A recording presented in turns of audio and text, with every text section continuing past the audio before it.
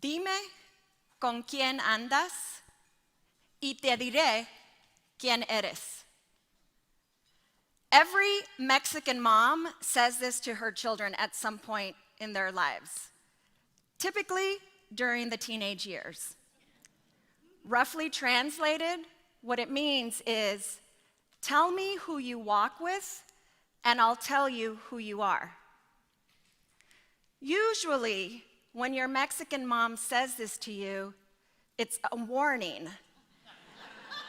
Because she's not feeling your friends right about now. But it can also be used as a positive reinforcement and a reminder that you can tell a lot about a person by the company she keeps.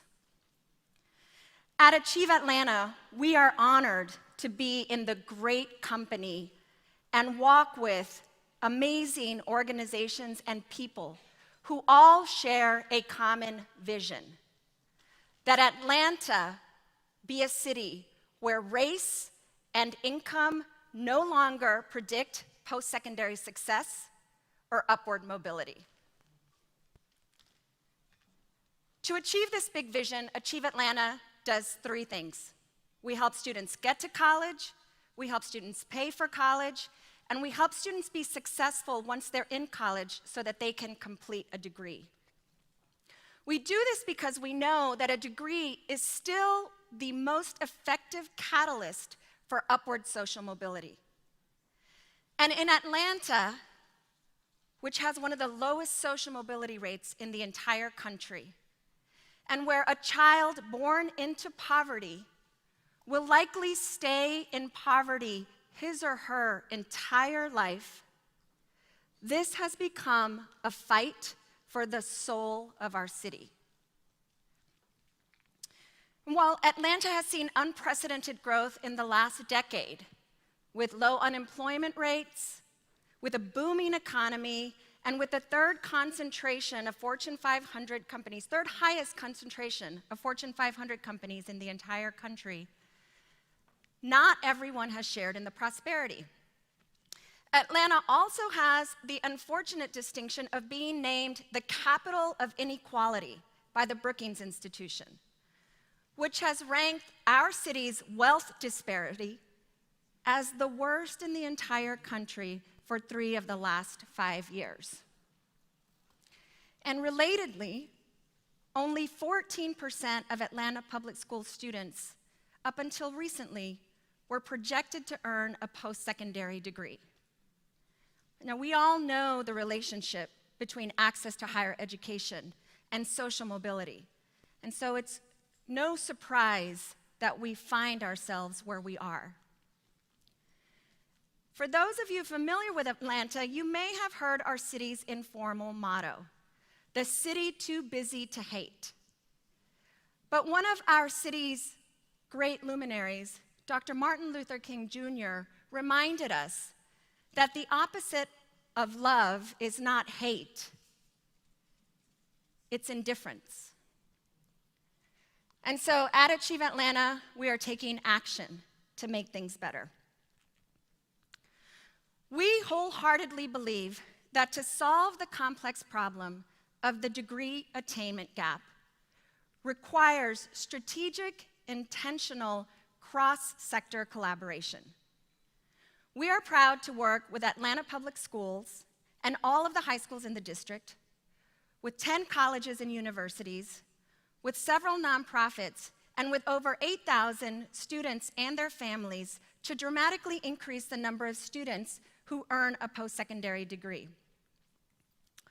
This requires that we ground our work in a set of key elements.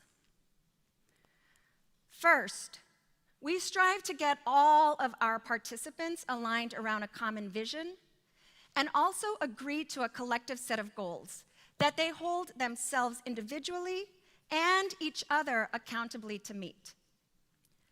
Second, we work really hard to make sure that all of our network's participants feel safe.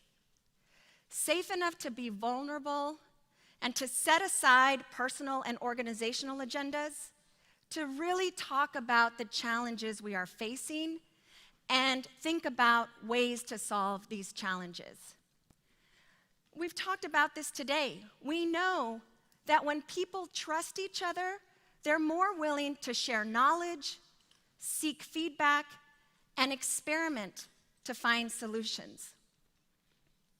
And third, we work to give our network members the tools and ground rules to be able to execute against their plans. And that includes data. We use data to set our targets and monitor our progress, to diagnose issues early, and then adjust accordingly so that all of the members of our team can learn what's working and what's not working along the way. Now, the great news is that using this method, we've seen some really good progress in just 3 short years. More students are going to college and staying in college with less debt. And we are really excited about the promise of networks to drive social change. And with support from the Gates Foundation, we have now embarked on strengthening the relationship between the high schools in the district. And this is leading to better college advising practices. Most importantly, it's empowered our counselors to be able to talk to students about how to make strong college choices and attend a college that is a good match for them. We know in this room what match means, that a student's academic credentials are matched to the selectivity of a particular school. And we know that the research shows that when a student attends a strong match college, their chances of finishing college are significantly increased. And we know that this was an issue for Atlanta Public Schools because we looked at the data. And what we found was that historically, about 70% of Atlanta Public School students undermatched, meaning they either attended a school that was less selective than what they could go to, which the research shows undermines persistence and completion, or even worse, they didn't go to college at all. And so we worked with the high school teams and counselors and advisors to figure out the why, or as we like to say in the room, the root cause. And with our counselors and advisors, have designed initiatives that we are now implementing to help students make stronger college choices. And in the process of doing this work, we've learned some important lessons. One is that the personal matters. Last summer, when we held our first training for our counselors and advisors on match and fit, we brought lots of data. And we showed our counselors and advisors the data around where our students were going to school, and we also included the graduation rates for the schools students were attending. And some of those graduation rates were really, really low. But what we were trying to do was set the context and ground our conversation in the data so that then we could talk about solutions. But what we quickly realized was that people were bringing their own lived experiences to the work. This was not a technical, abstract conversation for them. Some of our counselors had attended some of those less selective institutions that we were now saying we needed to steer kids away from. Some of our counselors had had very difficult journeys themselves to finish college. And some of them were parents of kids who didn't finish college or kids who were currently struggling in college. This was personal for them. And we had not built in adequate time to engage our stakeholders on an emotional level. We needed to let them feel, and they needed to be in community around those feelings. And only then could we motivate them to do the hard work ahead. The other thing that we learned is that people need space. Real learning happens when you give people the room to experiment, to design, and apply solution as needs unfold. There's a saying that says, "Tell me and I forget. Teach me and I remember. Involve me, and I learn. Now, this came to bear for us when we were holding focus groups with our counselors to find out how we could get students to apply to more selective institutions. And what we heard shocked us. Our counselors said to us, our kids do not want to apply to reach schools because they don't want to make themselves vulnerable to rejection. Even if they have a chance, they gravitate towards security. They need a sure thing. And kids who have faced trauma and countless setbacks in their lives, risk is a privilege that they cannot afford to take. And so what we realized was that our counselors knew their students the best, duh, and we needed to step back and let them design approaches and messages that they felt comfortable delivering and that our students would hear and be motivated to take risks.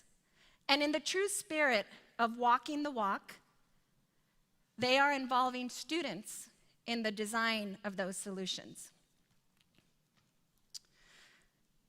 Why is this work important to me? I've spent my life working for social justice, mostly in the pursuit of educational equity. And this work is personal for me. I have seen firsthand the transformative power of education in my life and in the life of my family. I grew up in El Valle del Rio Grande, the Rio Grande Valley of Texas, 20 minutes from the Mexican border, which is today one of the sites of the gravest human rights violations of our lifetime.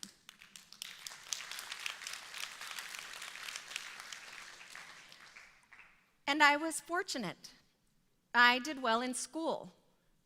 And I was able to earn a couple of degrees along the way, and that set me on a life path that I could never have imagined for myself. And not too long ago, someone said to me, Tina, you're the epitome of the American dream. And I had a really negative, visceral reaction to this statement. Because I knew that what he was saying and his vision of the American dream was that my success was a function of my talent and my hard work and my merit. But I have a different vision of the American dream. My vision of the American dream is one where we live in community and where we lift each other up and honor each other's humanity, and together ensure that every single child has access to opportunity and a good life. Now, raise your hand if you've ever helped to raise a child. So all of you in this room know that it really does take a village, sometimes just to get out of the house in the morning.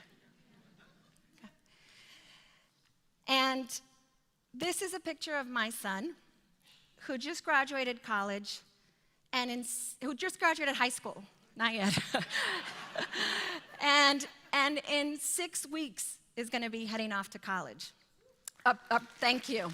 A proud product of Atlanta Public Schools. And parenting him through the college application process has crystallized for me what a vast network of support a young person needs to get to this milestone. Countless people have been involved in getting him to where he's going. Teachers, coaches, his friends, his girlfriend, his parents, abuelos, abuelas, tíos, tías.